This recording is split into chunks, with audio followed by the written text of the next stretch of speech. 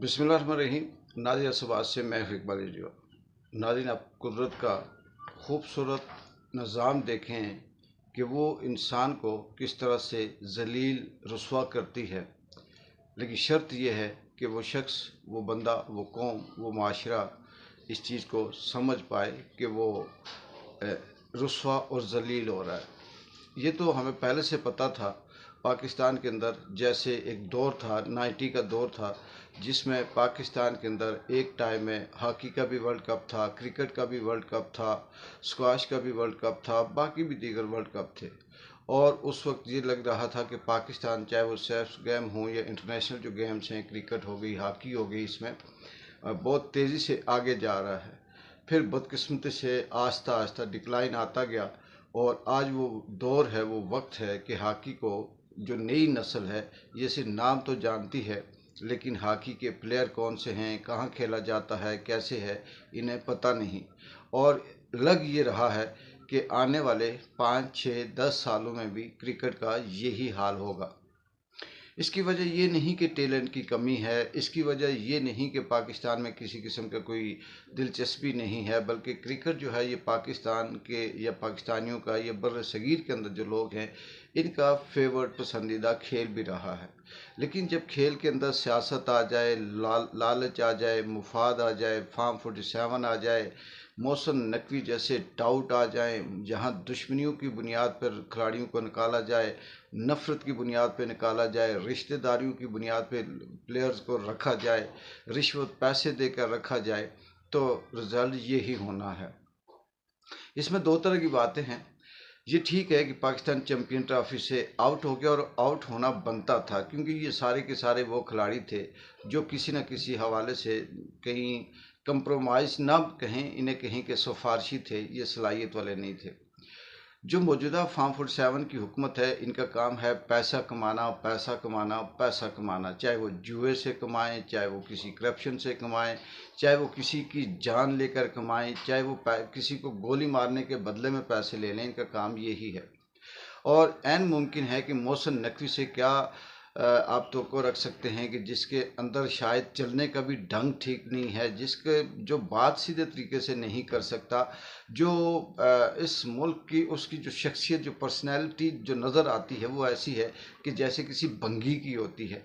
लेकिन मुल्क की हाल देखें, हमारी बदकिस्मती देखें कि वो कहाँ कहाँ क्रिकेट का बोर्ड का भी वो इदारे का सरबराह है, फिर क्रिकेट भी उसके अंडर है, फिर पंजाब भी उसके अंडर है, फिर वजारत जो बाकी हैं वो भी उसके अंडर हैं, फिर फैसला साजी क़ुव्वतें भी वो कर रहा है।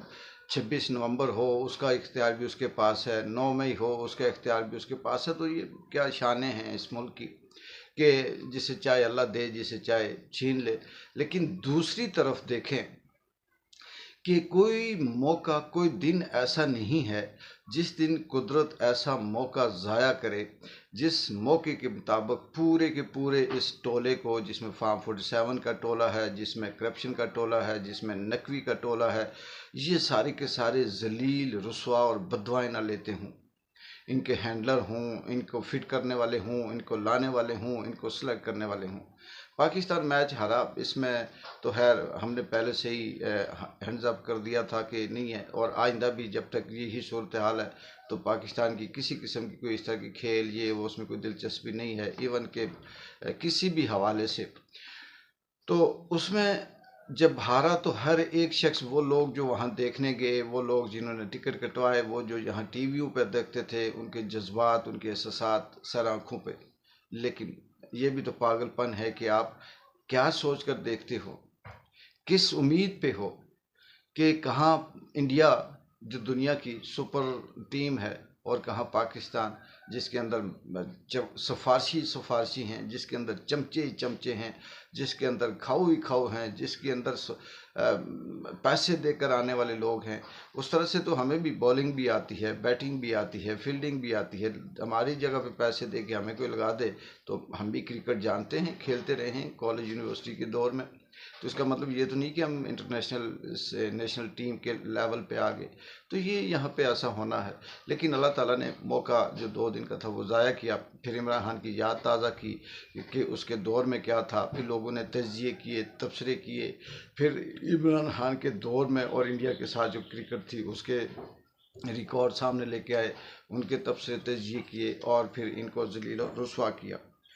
इसी से बढ़ते हैं आगे कि इमरान खान के हवाले से अभी तक पाकिस्तान का जो निज़ाम है, किसी किस्म की कोई उसके अंदर नरमी नहीं है, क्योंकि ये निज़ाम अपने तौर पर इमरान खान को एलिमिनेट कर चुका है। अल्लाह इमरान खान को ज़िंदगी दे, और वो कुदरत बहुत बड़ी है, ज़िंदगी मौत उसके हाथ में है, लेकिन ये अपनी तरफ से ये फ़ैसला कर चुके हैं। इसलिए आज भी लोगों को उठाया जा रहा है, मारा जा रहा है, पैसे दिए जा रहे हैं, पीटीआई को तकसीम किया जा रहा है, उसके जो मुलाकातें हैं उनको रोका जा रहा है, इमरान खान को बुरा कहा जा रहा है।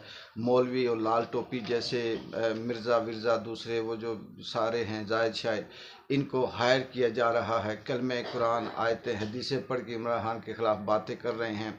फिर यहाँ तक कि जिसे पाकिस्तान पसंद नहीं है वो पाकिस्तान से चला जाए, यहाँ तक कि बयानियाँ बनाए जा रहे हैं मीडिया के अंदर, चाहे वो फीमेल एंकर हों या मेल एंकर हों, उनसे ज़बरदस्ती ऐसे सवाल करवाए जा रहे हैं जो आम आदमी सुनना नहीं चाहता, जो इमरान खान के ख़िलाफ़ हो। तो ये सारी वो इशारे हैं कि इमरान खान के हवाले से ये जो चीज़ है, ये जो निज़ाम है, ये अभी तक खौफज़दा है और उसको किसी सूरत भी रिहाई देने की इसकी ख्वाहिश नहीं है, या उसके साथ सुलह करने की ख्वाहिश नहीं है, या पाकिस्तान और पाकिस्तानी अवाम के हक़ में बेहतर करने की ख्वाहिश नहीं है।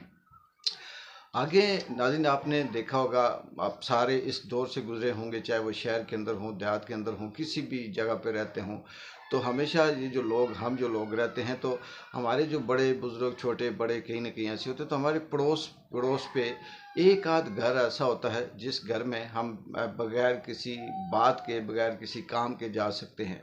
दिन को जैसे टाइम मिलता है उठते हैं, उसके घर चले जाते हैं, गप्पे शप्पे हाँ की, इधर उधर की मारी, चाय वाय पी, वापस आ गए, फिर शाम को दिल आया फिर उठ के चले गए। तो हमारे शहबाज शरीफ साहब फार्म 47 के मस्करे जो इस वक्त टॉप पे हैं, झूठ बोलने में, पॉलिश के अंदर, मजाकों के अंदर, या जो लतीफ़े सुनाने के अंदर, माइक तोड़ने के लिए, या इंडिया से आगे निकल जाएंगे इसे कहने के लिए, वो अज़रबैजान का दौरे पे हैं।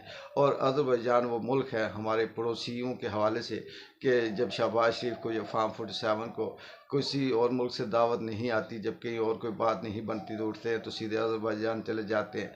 वहाँ बस ऐसे दो चार खबरें लगवाई इधर की उधर की और वापस आ जाते हैं।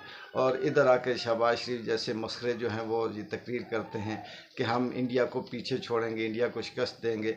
तो वाकई ये सही कहते हैं। असल में आप अभी तक समझे नहीं हैं। जैसे मस्कर साहब कहते हैं मैंने एक तेले की करप्शन नहीं की, वाकई कसम से उन्होंने एक तेले की करप्शन नहीं की, उन्होंने अरबों खरबों के हिसाब से करप्शनें की हैं। इंडिया को पीछे छोड़ेंगे, शिकस्त तो दे रहे हैं, इंडिया को ह्यूमन राइट्स में शिकस्त दे रहे हैं, जो इंसाफ का निज़ाम है उसमें शिकस्त दे रहे हैं, जो बूट पॉलिश है उसमें शिकस्त दे रहे हैं, जो बाकी दीगर जो मुल्क का जो ग्राफ ऊपर जाता है, जो रैंकिंग होती है उसमें शिकस्त दे रहे हैं। पाकिस्तान तरक्की के हवाले से इंडिया को शिकस्त दे रहा है, यानी इंडिया आगे जा रहा है, ये वापस पहले दूसरे तीसरे से जिनके पीछे नंबरों पे आ रहे हैं। तो जाहिर सी बात है जब बैठेंगे, हमारी अदालतें भी ऐसी हैं, वो जब कहीं जिरा होगी तो वो कहेंगे इंडिया इंसाफ के अंदर कितने नंबर पे है, 100+ नंबर पे है, पाकिस्तान कितने नंबर पे है, दूसरे तीसरे नंबर पे है। तो बताएं जी कौन पहले कौन जीता हुआ है, ये कौन बेहतर है, किसकी पोजीशन बेहतर है। तो जाहिर है ये लोग कहेंगे कि हम करप्शन में, तहफ़्फ़ुज़ में, सेहत में, तालीम में हम पीछे से पीछे जा रहे हैं, तो नंबर वो नीचे आता जा रहा है। वो ये कहेंगे जी हम देखें किस तरह से हम पहले दूसरे नंबर पे हैं। तो ये है इस मुल्क की हालत और इस मुल्क में क्या होना है क्या नहीं।